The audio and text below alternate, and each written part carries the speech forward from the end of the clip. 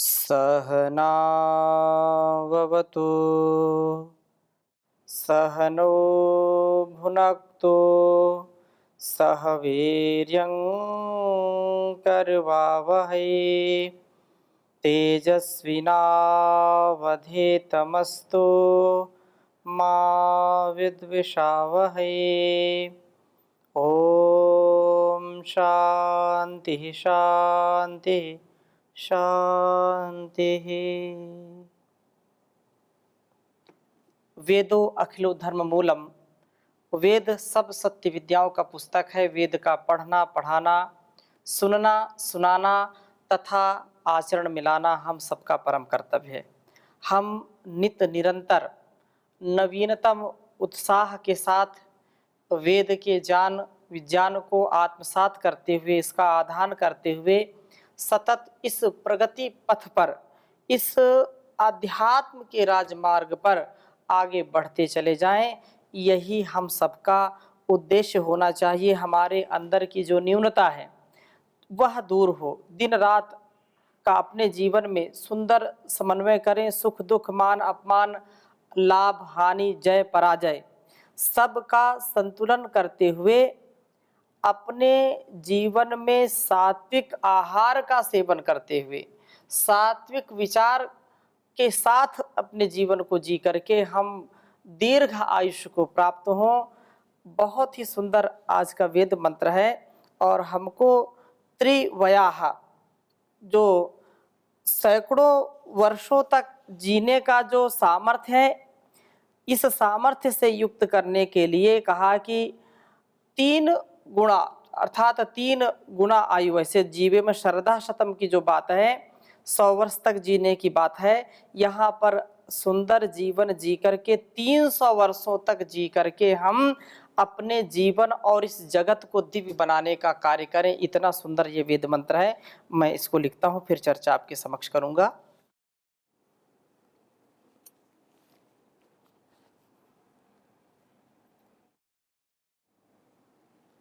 ओम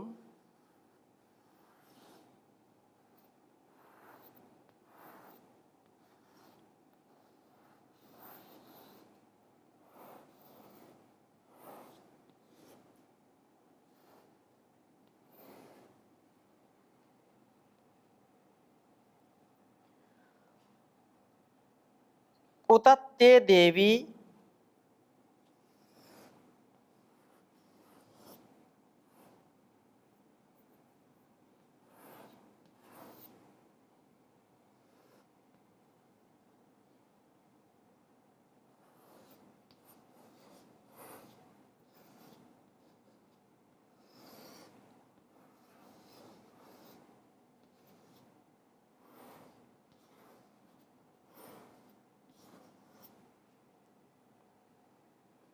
सुभगे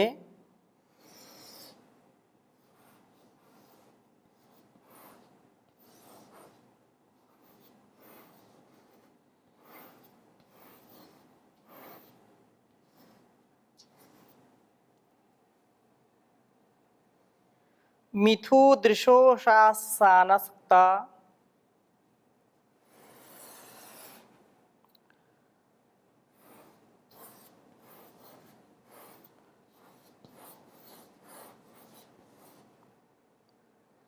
मिथु दृशो शासानक्ता।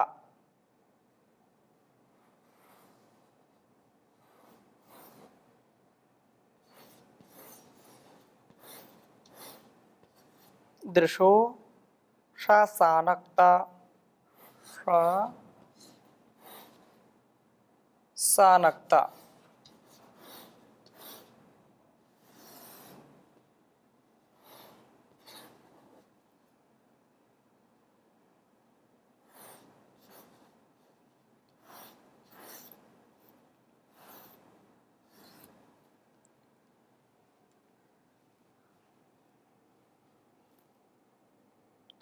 जगतामपि जुवा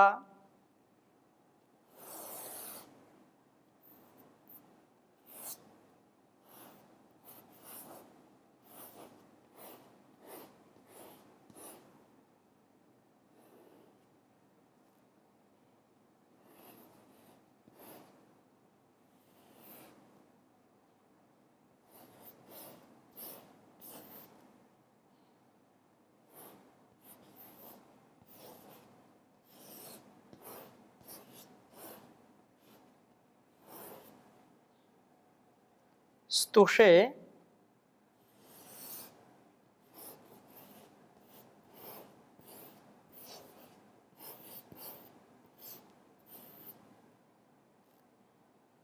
यद्वाम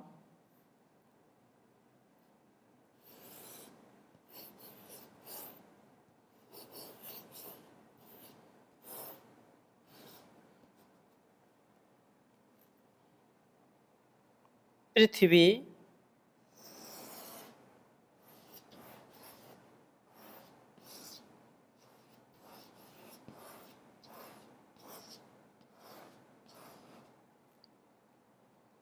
नव्यसा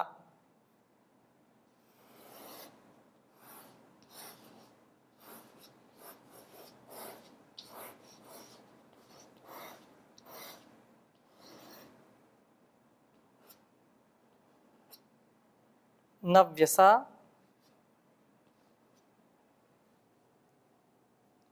वचः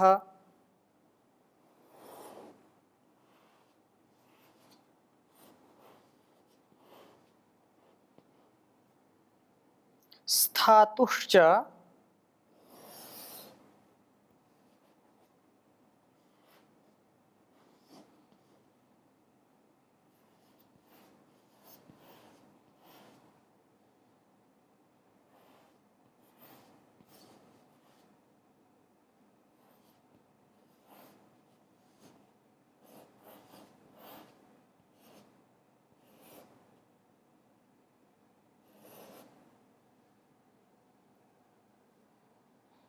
वयस्त्रीवया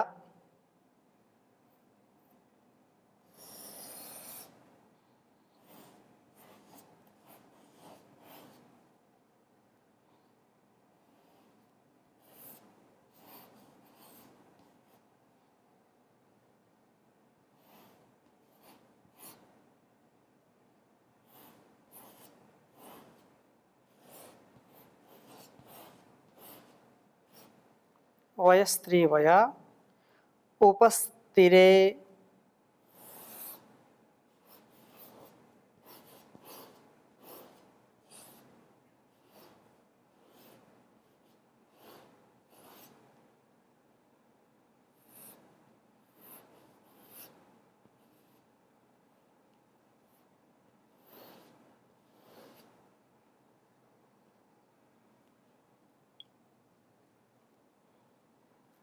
दूसरे मंडल के 31वें सूक्त का यह 5वां मंत्र है।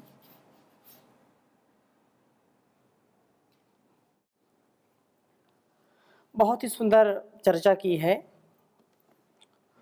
ओम ओतात्ये देवी सुभगे मिथु दृशोषसानाक्ता जगता अपि जुवा स्तुषे यद्वां पृथिवी नव्यसा वचस्थातुश्चा वयस्त्रिवया उपस्थिरे। ओम ओतत्ये देवी सुभगे मिथु दृशोषसानाक्ता जगतामपि जुवा स्तुषे यद्वां पृथिवी नव्यसा वचस्थातुश्चा वयस्त्रिवया उपस्थिरे। कहा कि उतत्य ते देवी सुभगे मिथो दृशो शशानता जगतामपीव जुआ। उत अर्थात और ते वे देवी दिव्य गुणों वाले सुभगे हमारे उत्तम भाग्य के कारणभूत मिथु दृशा परस्पर मिलकर के सब प्राणियों का ध्यान करने वाले, सब प्राणियों का ध्यान करने वाले उषासनाक्ता अर्थात दिन और रात, जगताम सब गतिशील प्राणियों के अपि जुआ प्रेरक होते हैं। ये दिन रात हमारे शरीर रथ के भी प्रेरक हों, ये हमारे जीवनों को दिव्य बनाने वाले हों, हमें शोभन धनों को प्राप्त कराते हैं। ये सब एक दूसरे के पूरक हैं। ये दिन रात हमें जीवन यात्रा में आगे और आगे प्रेरित करने वाले हों। इन दिन रात में हे द्यावा पृथ्वी द्युलोक और पृथ्वी लोकों यद जब मैं वाम आपके नव्यसा नु स्तुतौ धातु है, स्तुति के हेतु वचस्तु से वचन का उच्चारण करता हूँ, च और स्थातु स्थावर पदार्थों के ही वयः जो कहा है कि अन्न को उपस्थिरे आच्छादित करता हूँ। तो यह त्रिवयाह त्रिगुण जीवन वाला बनता हूँ। बहुत ही ध्यान देने की योग्य बात है इस वेद मंत्र में कहा कि त्रिवयसः, मेरे शरीर हाथों से यज्ञ आदि प्रवृत्त होते हैं, अर्थात यज्ञ जो मन में अर्चना तथा मस्तिष्क में ज्ञान ज्योति दीप्ति होती है उसका प्रकाश होता है। मेरा जीवन कर्म भक्ति और ज्ञान तीन है। शुद्ध हमारा ज्ञान हो, शुद्ध हमारे कर्म हो और शुद्ध हमारे उपासना का विधान होना चाहिए। शुद्ध ज्ञान, शुद्ध कर्म और शुद्ध उपासना।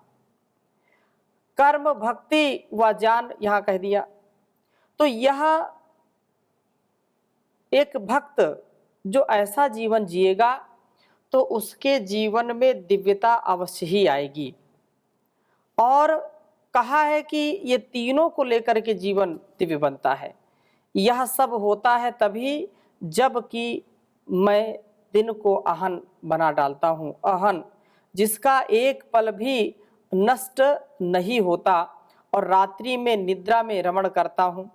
जो व्यक्ति एक एक पल अहिंसित होते हुए और हिंसा रहित जीवन को जीने का प्रयत्न करता है, एक पल भी जिसका निरर्थक नहीं जाता, एक क्षण भी जो निठल्ला बन करके, नकारा बन करके, प्रमादी बन करके अपने समय को ऐसे व्यतीत नहीं करता है, वास्तव में उसका ही जीवन प्रकाशित होता है।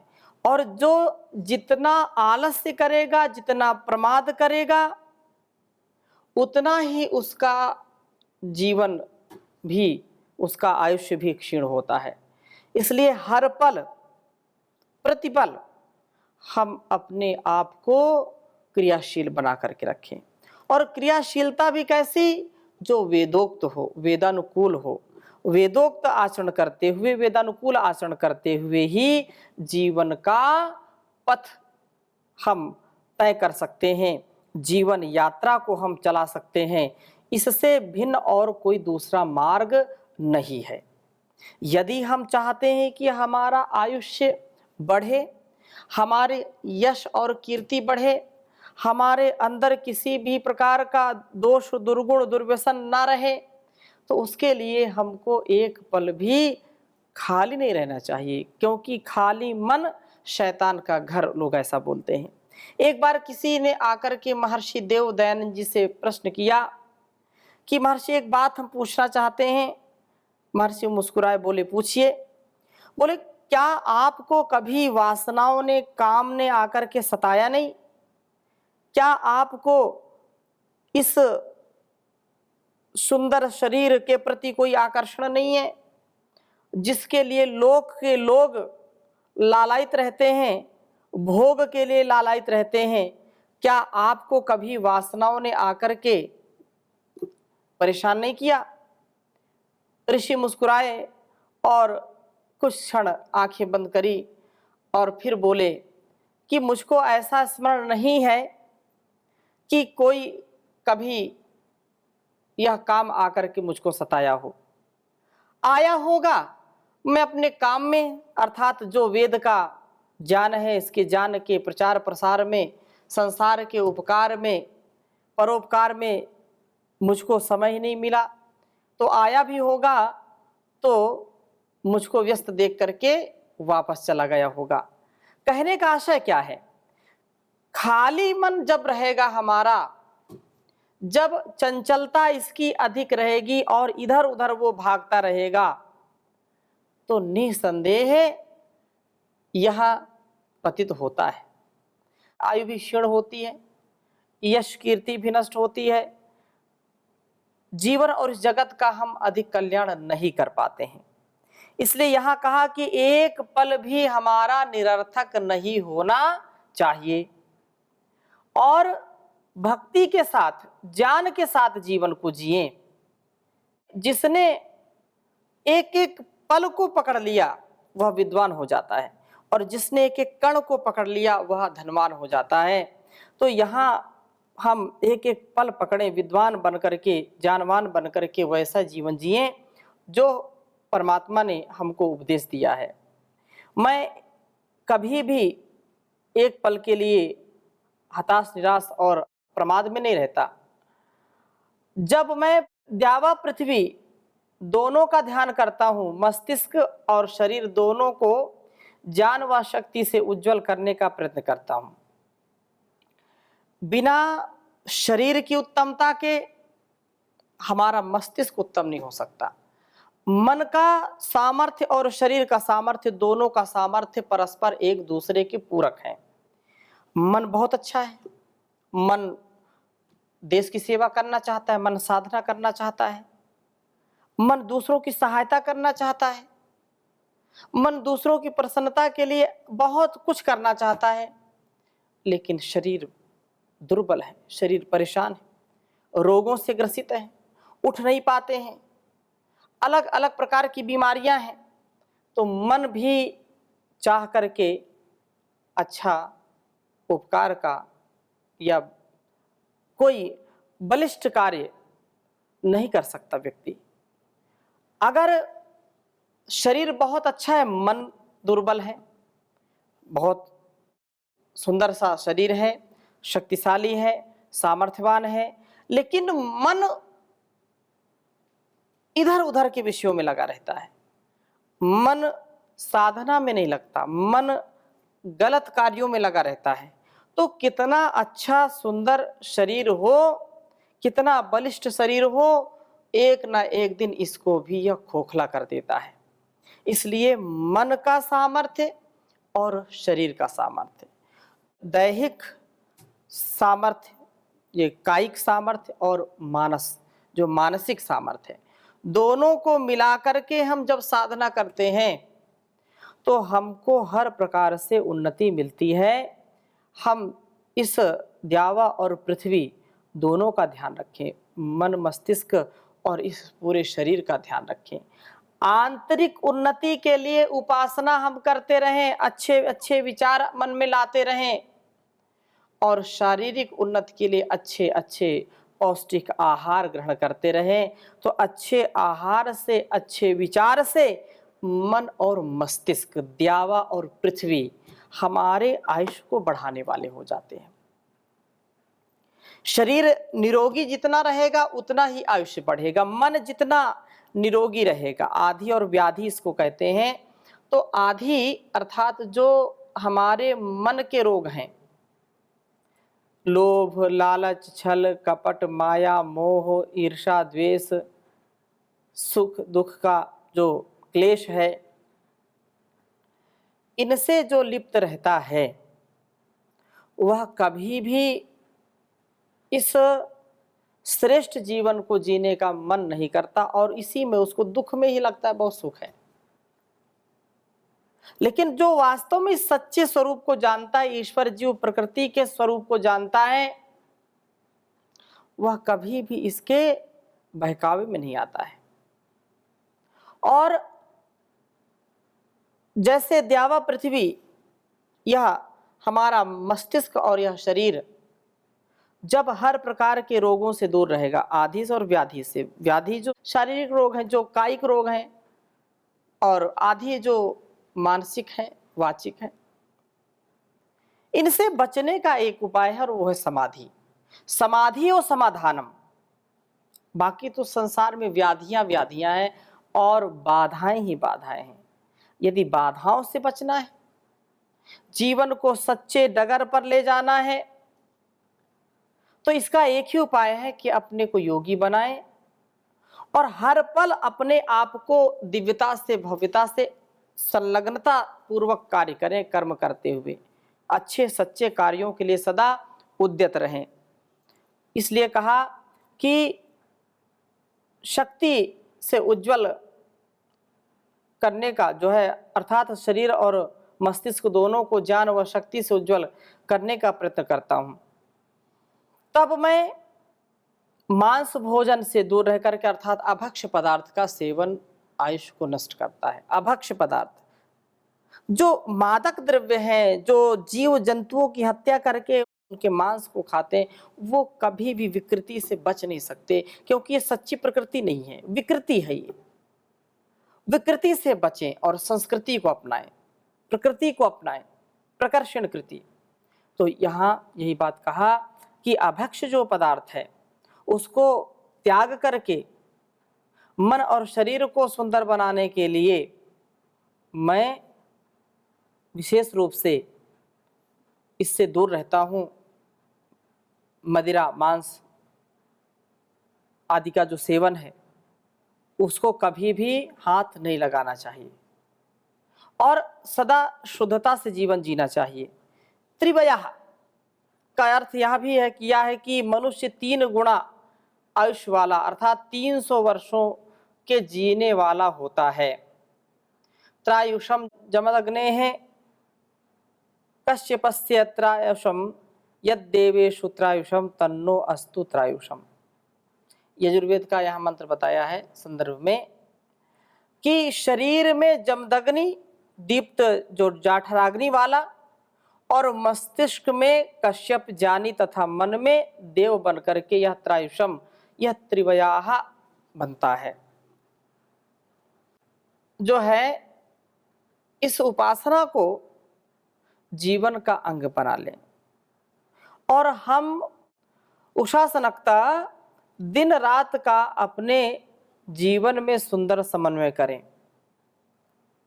द्यावा पृथ्वी मस्तिष्क और शरीर दोनों को उन्नत करने के लिए हैं और दोनों इसको उन्नत करते चलें तथा वानस्पतिक भोजनों को ही ग्रहण करें।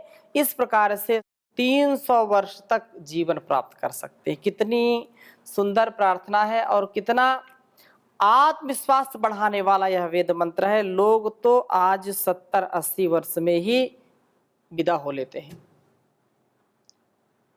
90 वर्ष 95 वर्ष कोई जी गया तो बहुत प्रसन्न होते हैं कि यार 95 वर्ष के हो गए, 90 वर्ष के हो गए। 100 साल कोई पार कर जाए तो और प्रसन्नता होती है। लेकिन वेदोक्त कर्म करने वाले जो हैं, जो वसु ब्रह्मचर्य का पालन करते हैं, जो रुद्र ब्रह्मचर्य का पालन करते हैं, जो आदित्य ब्रह्मचर्य का पालन करते हैं, उनका आयुष्य अत्यधिक बढ़ता जाता है। अर्थात 25 वर्ष तक यदि अखंड प्रचंड पुरुषार्थ करता व्यक्ति एक एक पल अपने जीवन को सदुपयोगता के साथ जिए और एक एक इंद्रियों को अपने विषयों से बचा करके रखे, तो 25 वर्ष अखंड जो ब्रह्मचर्य का पालन करेगा उसकी 4 गुना आयु बढ़ जाती है और निरोग निर्दोष जीवन होता है। और भी यदि कोई 45 वर्ष तक, यदि 40 वर्ष तक कोई ब्रह्मचारी रहता है तो उसका भी वैसा ही 4 गुना आयुष्य उसकी बढ़ जाती है। फिर जो रुद्र ब्रह्मचारी के बाद जो आदित्य ब्रह्मचारी होता है, 48 वर्ष तक ब्रह्मचर्य का पालन और 48 वर्ष तक जन्म से लेकर के 48 वर्ष तक जो ब्रह्मचर्य रहता है उसका तेजोमय जीवन, दीप्यमान जीवन सबको प्रकाश देता है, संसार में सबका उपकार करता है। आज पुनः आवश्यकता है इस विद्या के, इस विभूति की आवश्यकता है, इस ज्ञान की आवश्यकता है, जिससे भारत भूमि के युवा और युवतियां ब्रह्मचर्य का पालन करके निरोग निर्दोष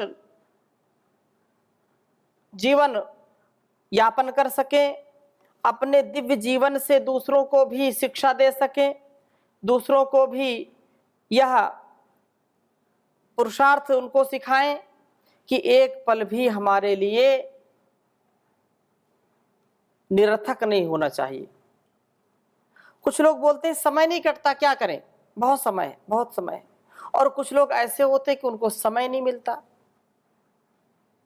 दोनों परिस्थितियों में हमको सम अवस्था में रह करके, संतुलित अवस्था में रह करके जीवन को जीना चाहिए और इसी से वास्तव में हमारा कल्याण होगा और कोई दूसरा उपाय, कोई दूसरा मार्ग नहीं है। ना अन्यथा विद्यते अनाय, ना अन्यथा इतो कहा कुर्वन्यवेह कर्माणि जिजी विशेषतम समाह एवं त्वयि नान्यथेतोस्ति ना कर्म लिप्यते नरे। एक यही उपाय है, हम इसको जाने समझें, क्योंकि अगर ये चूक गए तो फिर कभी भी हमको यह अवसर नहीं मिलेगा। यह चेद अवेदी तत् सत्यमस्ति न चेदिहा वेदिन मैति विनष्टि भूतेषु भूतेषु विचिन्त्य धीरा प्रेत्यस्मा लोकादमृता भवन्ति। तो यह लोक है और लोक में हम परमपिता परमेश्वर की शरणागति को प्राप्त करें और जीवन को सुंदर जिएं। ओम शांति शांति शांति।